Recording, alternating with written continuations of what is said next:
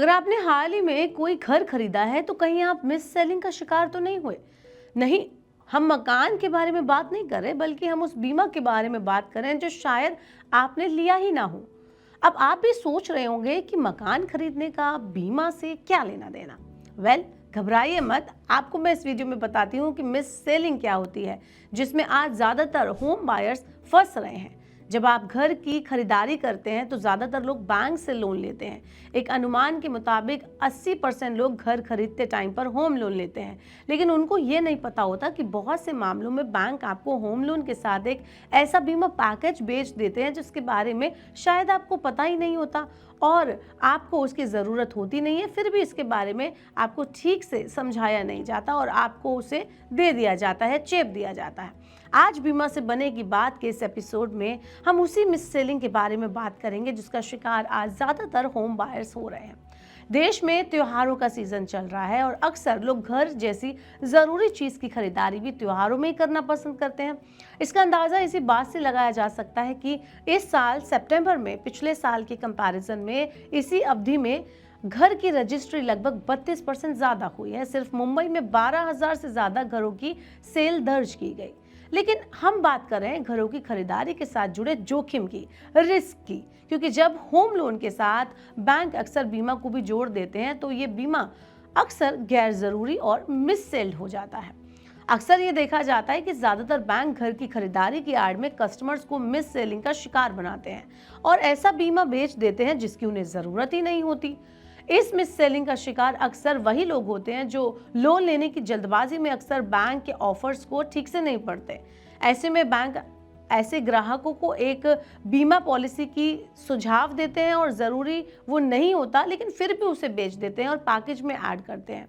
इस miss selling का शिकार अक्सर वही लोग होते हैं जो लोन लेने की जल्दबाजी में अक्सर बैंक के ऑफर्स को ठीक से नहीं पढ़ते। ऐसे में बैंक ऐसे ग्राहकों को एक बीमा पॉलिसी भी सुझा देते हैं जो ज़रूरी नहीं होता, लेकिन बैंक इसे एक शर्त की तरह लगा देते हैं। उस बीमा में या तो आपका नाम गलत होता है, या राशि कम होती है, या पॉलिसी लोन टेन्योर के अनुरूप नहीं होता। इसे बीमा बंडलिंग कहा जाता है, यानी बैंक लोन देते टाइम पे ग्राहक पर इतना जोर बनाता है कि आपको ये बीमा भी करवा लेना चाहिए, जबकि नियमों के अनुसार ऐसा बिल्कुल कंपलसरी नहीं होता। एग्जाम्पल के तौर पर नेशनल हाउसिंग बैंक का सर्कुलर साफ कहता है कि कंपनियों को ग्राहकों को बीमा प्रोडक्ट्स को खरीदने के लिए मजबूर नहीं करना चाहिए, यानी किसी भी तरह के होम लोन रिक्वायरमेंट पर ग्राहकों पर बीमा खरीदने का प्रेशर डालना बिल्कुल भी सही नहीं है। लेकिन इस मिस सेलिंग को लेकर लगातार कंप्लेंट्स बढ़ रही हैं। कई बैंकों को एनएचबी द्वारा नोटिस भेजे गए हैं कि वो बैंक बिना ग्राहक की सहमति के उन्हें बीमा प्रोडक्ट बेच रहे हैं। इस मिस सेलिंग के पीछे मेन वजह बीमा एजेंट और बैंक कर्मचारियों को मिलने वाला मोटा कमीशन है। उनको हर एक बीमा सेल करने पर अच्छा खासा कमीशन दिया जाता है, क्योंकि बीमा प्रोडक्ट बेचने पर अन्य सर्विसेज के मुकाबले कई गुना ज्यादा कमीशन मिलता है। Insurance regulatory and development authority of India यानी IRDAI के एक ताज़ा डेटा के मुताबिक 2023-24 में बीमा संबंधी शिकायतों की संख्या 2,15,569 थी, जिसमें से सिर्फ 1,20,726 लाइफ इंश्योरेंस से जुड़ी हुई शिकायतें पाई गई। वहीं साल 2025 के दूसरे क्वार्टर में इन शिकायतों में पहले क्वार्टर के मुकाबले 45% की बढ़ोतरी हुई। इन मिस सेलिंग्स की वजह से ही बैंक इंश्योरेंस मॉडल पर कई सारे सवाल खड़े हो गए हैं। साल 2000 में सरकार ने बैंक इंश्योरेंस मॉडल को मंजूरी दी थी। इस मॉडल के तहत द बैंकिंग रेगुलेशन एक्ट 1949 के सेक्शन 6 के तहत बैंकों को इंश्योरेंस प्रोडक्ट बेचने की अनुमति मिली थी। इस मॉडल को लाने का मकसद ये था कि बैंक अपने ब्रांचेस के लंबे चौड़े नेटवर्क के तहत बीमा को ज़्यादा लोगों तक पहुंचाएं। लेकिन बैंकों को ये मौका आसान कमाई का जरिया लगा, क्योंकि बैंक्स के लिए बीमा का कमीशन जो मिनिमम रिस्क के साथ आता है वो आसानी से मिलने लगा।